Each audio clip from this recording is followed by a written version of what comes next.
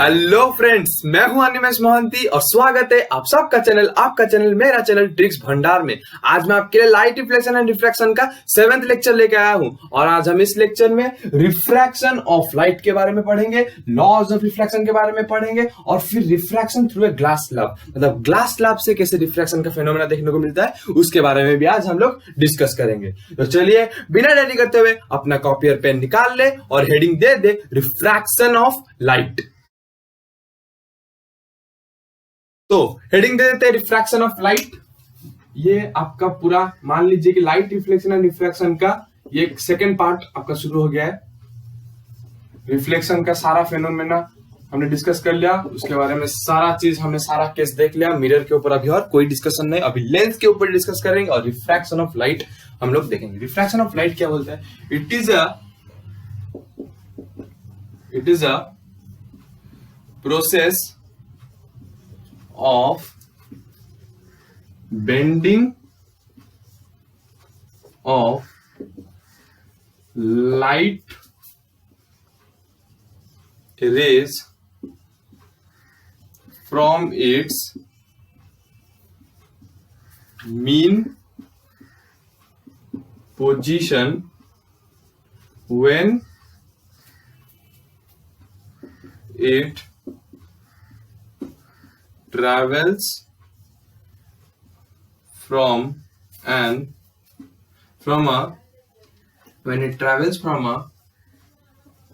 denser medium to a rarer medium or vice versa। मतलब denser medium से rare medium या फिर rare medium से डेंसर मीडियम।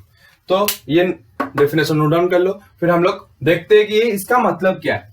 तो it is a process of bending of light rays from its mean position when it travels from a denser medium to a rare medium और vice versa, मतलब rare medium to a denser medium. तो आप सोच रहे होंगे कि भाई reflection का डेफिनेशन और रिफ्रैक्शन का डेफिनेशन में डिफरेंस क्या है? रिफ्लेक्शन में भी तो बेंडिंग ऑफ लाइट रे हो रहा था, वहां पर बेंडिंग ऑफ लाइट रे हो रहा था, लेकिन बट वो बाउंसिंग बैक, मतलब वो जब लाइट रे गिर रहा था वो बाउंसिंग बैक, बाउंस करके वो फिर जा रहा था। लेकिन यहां पर लाइट रे एक ऑब्जेक्ट के थ्रू से पास करके चला जाएगा, लेकिन अपना थोड़ा सा जो पाथ है, नॉर्मल पाथ, वहां से थोड़ा सा वो बेंड करके जाएगा, वो बेंड करता हुआ जाएगा। और ये क्यों होता है? जब वो एक रेयरर मीडियम से डेंसर मीडियम को जाता है या फिर एक डेंसर मीडियम से रेयरर मीडियम को जाता है। ये पूरा डेफिनेशन चलिए अच्छे से समझते हैं, मैं आपको बोलूंगा ये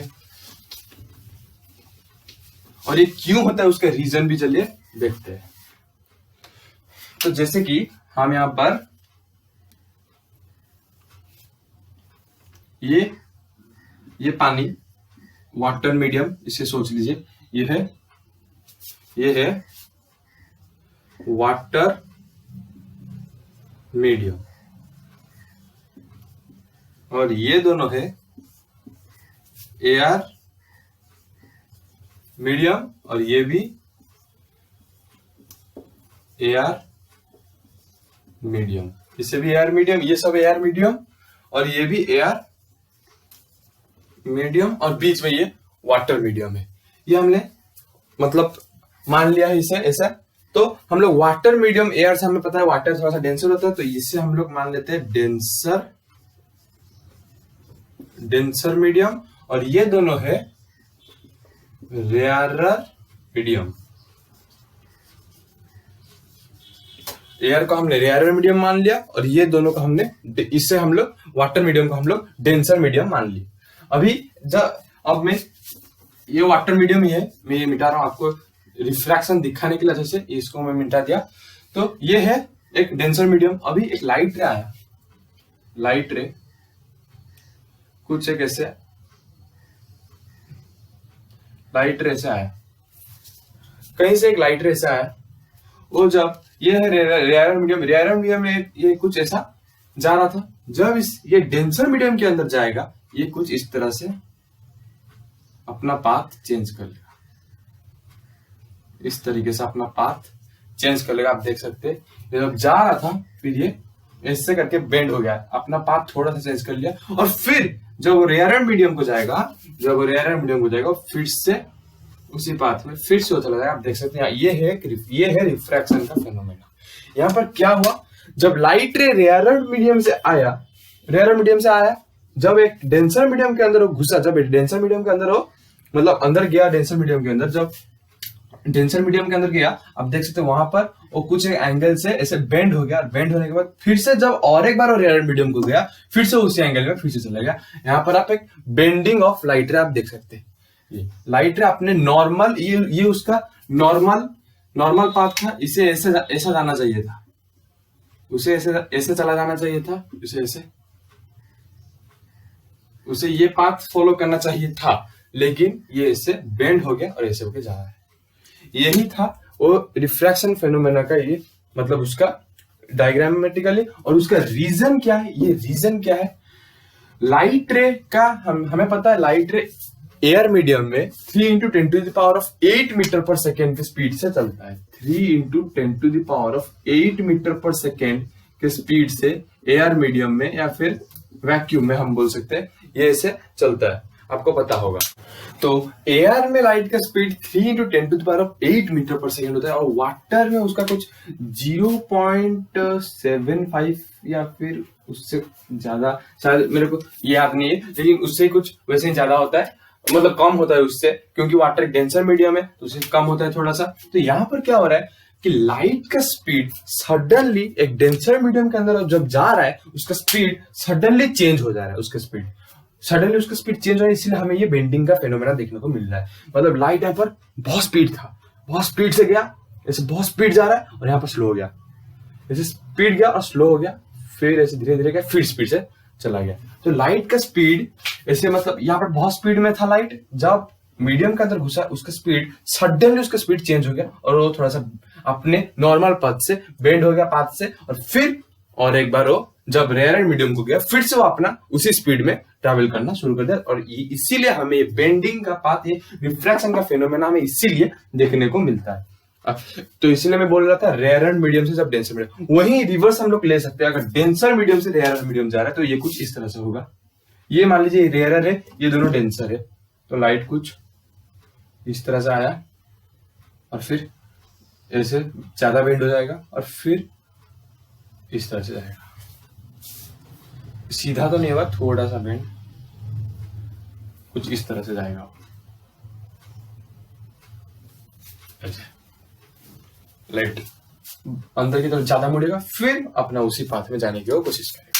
तो यही था डेंसर मीडियम। ये रिफ्रैक्शन का फेनोमेना हमें क्यों देखने को मिलता है, क्योंकि लाइट का स्पीड जब वो एक मीडियम से दूसरे मीडियम को जाता है, लाइट का स्पीड सडनली चेंज हो जाता है। इसे अपना नोट्स में डाल लो, रीजन के हिसाब से नोट्स में डाल लो कि लाइट जब एक मीडियम से दूसरे मीडियम को जाता है, when light travels from one medium to another medium, then its speed suddenly changes, due to which we are able to see a bending phenomena from its normal path of the light. हमें light का normal path से उसका bend होता हुआ हमें देखने को मिलता है, इसीलिए इसे हम लोग रिफ्रैक्शन ऑफ लाइट बोलते हैं। और ये था उसका रीजन। ये रेयर मीडियम, डेंसर मीडियम का डायग्राम भी आप बना सकते हैं, वो वाला बहुत इंपॉर्टेंट है, अच्छा है। और एग्जाम्पल के हिसाब से हम लोग ले सकते हैं। एग्जाम्पल के हिसाब से आपने खुद ही ऑब्जर्व किया होगा एग्जाम्पल में, जैसे कि आप ये पानी, ये वाटर है, वाटर मीडियम, आप जब एक स्ट्रॉ जब लेंगे या फिर एक पाइप लेंगे,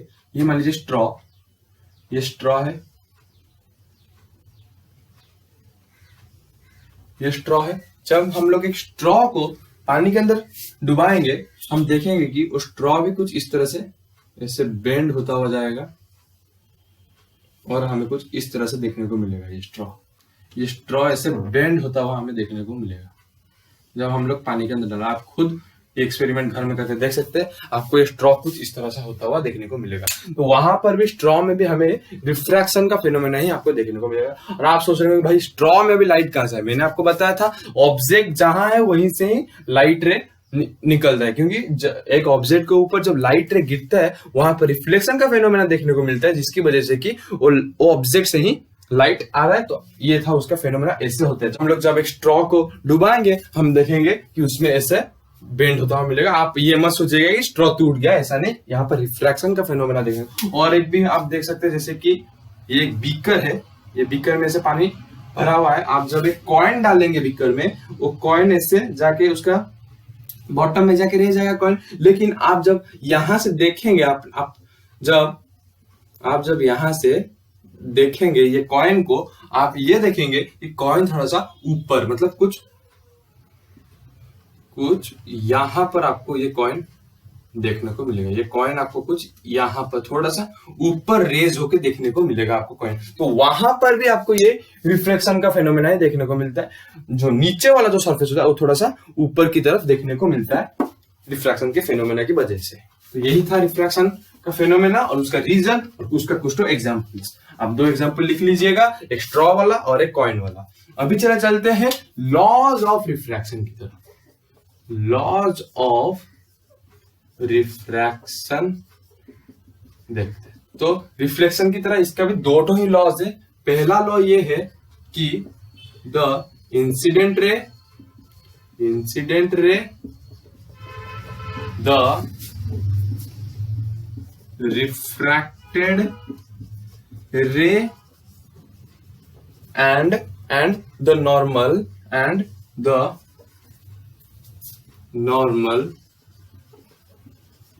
all lies on the same plane. The incident ray, the refracted ray and the normal all lies on the same plane. आपको मैंने रिफ्लेक्शन में भी बताया था, the incident ray, the reflected ray and the normal all lies on the same. वहां पर मैंने reflected ray बोला था, यहाँ पर refracted ray, और कोई बात नहीं, वही सेम है। मतलब एक ही नॉर्मल प्लेन में हमें ये 3 चीजें देखने को मिलता है, जैसे कि मैंने आपको रिफ्लेक्शन में बताया था। सेकेंड लॉ जो है ये थोड़ा सा इंपॉर्टेंट है, सेकेंड लॉ को ध्यान दें। सेकेंड लॉ ये बोलता है कि the ratio of sine of angle of incidence to sine of angle of refraction is always constant। ये दूसरा लॉ को अच्छे से समझते हैं। ये दोनों लॉस पहले आप नोट डाउन कर लो, फिर सेकेंड लॉ को ही अच्छे से समझते। फर्स्ट लॉ तो मैंने आपको समझाया था, रिफ्लेक्शन का में जैसा था वही रिफ्लेक्शन का, अगर लॉज ऑफ रिफ्लेक्शन आपने नहीं देखा वो देख ले, और बाकी बनना वही सेम है। अभी सेकेंड लॉ क्या बोल रहे थे, ratio of sine of angle of incidence to the sine of angle of refraction is constant. मतलब ये ऐसा बोल रहा है कि sine of angle of incidence to sine of angle of refraction is constant. और एक चीज नोट डाउन कर ले, इससे हम लोग स्नेल्स लॉ भी बोलते हैं। स्नेल्स लॉ आपको एग्जाम में अक्सर पूछ देगा कि स्नेल्स लॉ दिखाई बोलेगा, तो स्नेल्स लॉ भी आप ऐसे दिखा सकते हैं। Sine of angle of incidence to sine of angle of refraction is always constant. ये चीज भी बहुत अच्छी तरीके से नोट डाउन कर ले। तो आपने नोट डाउन कर लिया होगा।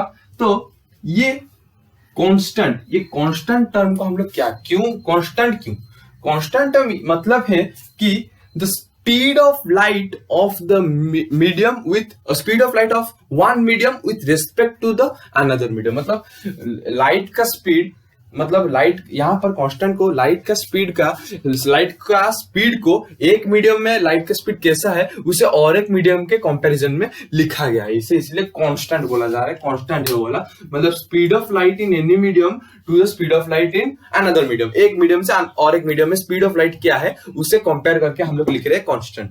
तो यही था लॉज ऑफ रिफ्लेक्शन। और एक चीज अभी हम लोग देखेंगे, और जो अभी मैंने बताया आपको speed of light in any medium to और एक मीडियम टू अनदर मीडियम, उससे हम लोग रिफ्रैक्टिव इंडेक्स जो पढ़ेंगे, जो मेरा नेक्स्ट लेक्चर में आपको रिफ्रैक्टिव इंडेक्स लाऊंगा, वहां पर आपको सबसे अच्छी तरीके से समझ में आएगा वहां पर। और नेक्स्ट जो कि लास्ट मैंने आपको बताया था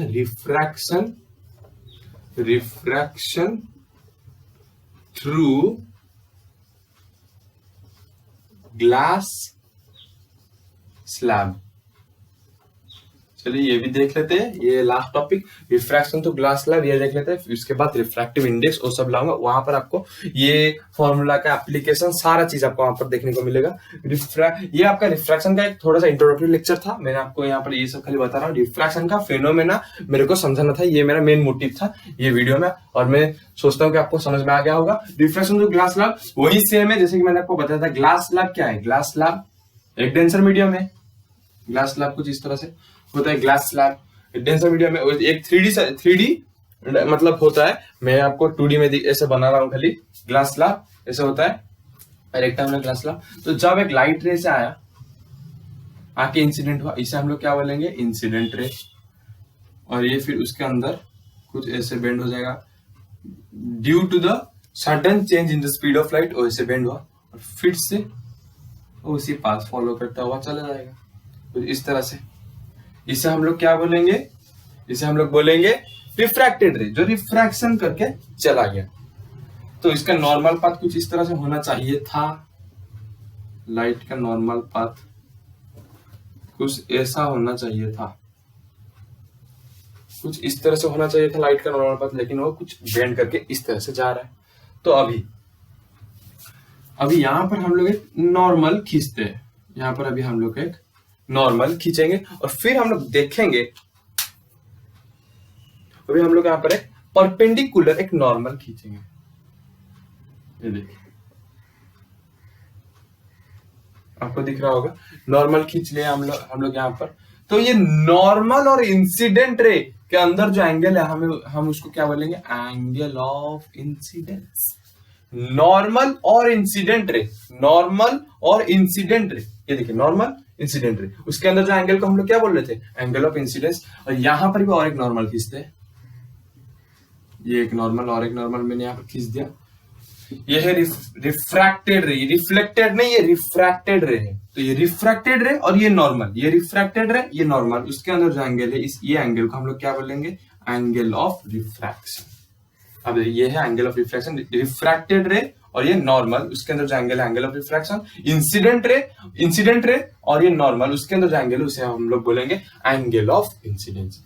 और ये रे जो निकल के जा रहा है इसे इमर्जेंट रे भी बोलते हैं। ये इसे एंगल ऑफ इमर्जेंस भी आप बोल सकते हैं। या ये रे क्योंकि ये निकल के जा रहा है तो इसे हम लोग इमर्जेंट रे भी बोलते हैं या फिर रिफ्रैक्टेड रे भी बोल सकते हैं। और इसे हम लोग एंगल ऑफ इमर्जेंस या फिर एंगल ऑफ रिफ्रैक्शन भी बोल सकते हैं। और एक चीज याद रखें कि ये इंसिडेंट रे में ये जो डॉटेड लाइन दिखाया हूं, मैं ये दिखाया हूं कि अगर ये ग्लास स्लैब नहीं होता तो लाइट रे अपना यही पाथ फॉलो करके चला जाता। ये उसका स्ट्रेट पाथ है, ये उसका नॉर्मल पाथ है, ये बेंडिंग आपको ये शो किया हूं, और ये उसका नॉर्मल पाथ है जो कि वो ट्रैवल करके जा रहा है। तो ये नॉर्मल पाथ और ये रिफ्रैक्टेड रे जो अभी गया है उसका, ये रिफ्रैक्टेड रे है ये, और ये नॉर्मल पाथ या फिर इमर्जेंट रे नॉर्मल पाथ के बीच में ये वाला हर वक्त परपेंडिकुलर डिस्टेंस होगा। ये एक परपेंडिकुलर डिस्टेंस मेंटेन करेगा हर वक्त, परपेंडिकुलर एक दूसरे को परपेंडिकुलर हर वक्त होता है। तो यही था ग्लास स्लैब में। ये है ग्लास स्लैब जो कि एक डेंसर मीडियम, और ये है रेयरर मीडियम, एयर या फिर वैक्यूम मान ले, और ये भी है रेयरर मीडियम, वही एयर या फिर वैक्यूम। आपके एनसीईआरटी बुक में ग्लास स्लैब का मतलब उसका लाइट रे का डायग्राम इसीलिए दिया गया है क्योंकि ग्लास स्लैब में अच्छे से मतलब क्या उसका ये रिफ्रैक्शन का फेनोमेना हमें देखने को मिलता है, इसीलिए वो दिया हुआ है। ये था ग्लास स्लैब का रे डायग्राम, और कैसे रिफ्रैक्शन का फेनोमेना हो रहा है आप भी देख सकते हैं। ये है उसका नॉर्मल पाथ, ये रिफ्रैक्शन का फेनोमेना, और एंगल ऑफ इंसिडेंस और एंगल ऑफ रिफ्रैक्शन वो भी मैंने आपको शो कर दिया। एक नॉर्मल खींच के आप एंगल ऑफ इंसिडेंस और एंगल ऑफ रिफ्रैक्शन को भी शो कर सकते हैं। तो यहाँ पर मैंने आपको आज ये लेक्चर में रिफ्रैक्शन ऑफ लाइट बताया, लॉज ऑफ रिफ्रैक्शन के बारे में बताया, जो कि स्नेल्स लॉ भी उसमें था वो बताया, और refraction through a glass law उसके बारे में बताया। नेक्स्ट लेक्चर में मैं आपके लिए रिफ्रैक्टिव इंडेक्स वो सब लेके आऊंगा, और वहां पर आपको रिफ्रैक्शन के ऊपर और कॉन्सेप्ट क्लियर होगा। और तब तक पढ़ते रहे। Have a nice day.